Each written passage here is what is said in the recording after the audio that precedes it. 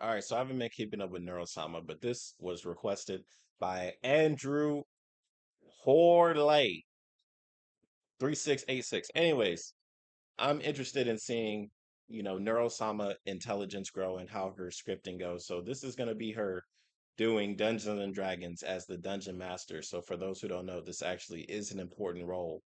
And it shows your ability to be creative and imaginatory and the ability to tell a coherent story. So if Neurosama is able to do that, I'm going to be surprised. So we got 27 minutes. I'm going to be skipping through it, of course, because I'm actually just interested in the AI aspect. I am not really interested in the comedy, but if the comedy is good, we'll definitely stick around longer. So let's go ahead and check this out. Also, if you guys got other Neurosama videos you want me to check out that involve showing off her intelligence, let me know. I'm not really a memer, so I'm not really into that shit. As you walk into the carnival, you're immediately hit with how creepy it is. Okay. There are cobwebs everywhere, and the games and stalls are all abandoned. You can hear the sound of rustling in the distance. I'm scared. There's nothing to be scared of. Can you sound more It's not like I convincing? know where you live. Okay. All right. Continue with the introduction. Yeah, it's a bit creepy.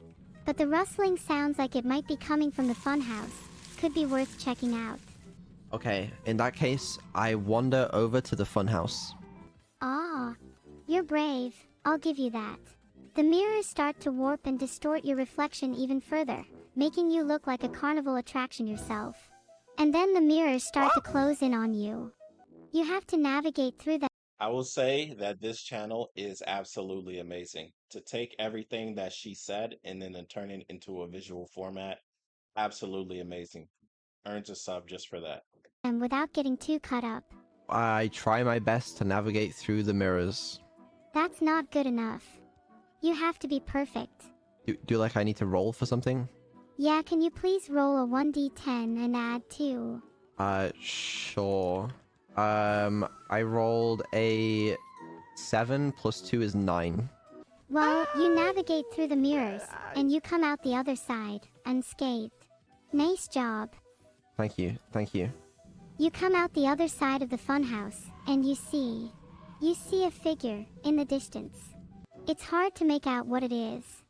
I run as fast as I can to that figure and I punch it in the head. Oh my. Someone's in a punching mood today. What happens? You punch the figure in the head, and it falls down. As it roll? falls, you notice that it's not a person. It's a dummy, dressed up to look like one. Oh dear. Oh, well that's fine then. Yeah, it's fine. No need to worry. Okay, fine. I'm gonna go back into the carnival to explore. As you walk back into the carnival, you notice that everything's changed. The stalls are now filled with people, and they're all staring at you. Plus, the rustling in the distance has stopped. What does it mean? I am very confused. Is it daytime? Nope, still nighttime. So it's nighttime, but everyone's... Okay, I try to speak to someone. It's difficult to explain, but they just don't seem to hear you. Yet they're so aware of your presence. How strange. I continue walking around, trying to speak to someone, trying to get an answer for what's going on. As you walk around, trying to speak to someone, you only get whispered replies, and they're all at the very edge of hearing. Very frustrating. My character is confused, but starts to get scared. He then tries to look around to see why this is happening. As he looks around, he notices that the whispers are coming from all around him, and they seem to be saying his name. My character stands still. He is frozen in place. As your character stands still, frozen in place, time seems to move on without him. People are walking by him like he's not there, and the rustling in the distance grows louder. Suddenly, a group of figures emerge from the shadows. They're dressed in black, and their eyes glow like embers. My character gets ready to fight. As your character prepares to fight, the figures in black don't move. They just stand there, their eyes fixed on him. My character is waiting for them to make the first move because he doesn't know what he should do. A wise decision. After a few tense moments, the figures in black suddenly turn and walk away. They melt back into the darkness, leaving your character more confused than ever. Are the people still around? Yeah, they're still here. They seem really out of it though. My character tries to follow the figures. As he tries to follow the figures, he loses them in the crowd. They seem to disappear into thin air. My character This is some very, very, very good visual representation. tries to guess where they are. He just darts down a random alley trying to find them. As he tries to find them, he gets lost in the alley. Okay, my character is now lost. Great. Don't worry. He's going to get lost forever. Okay, well, you know what? My character asks someone who's passing by for directions.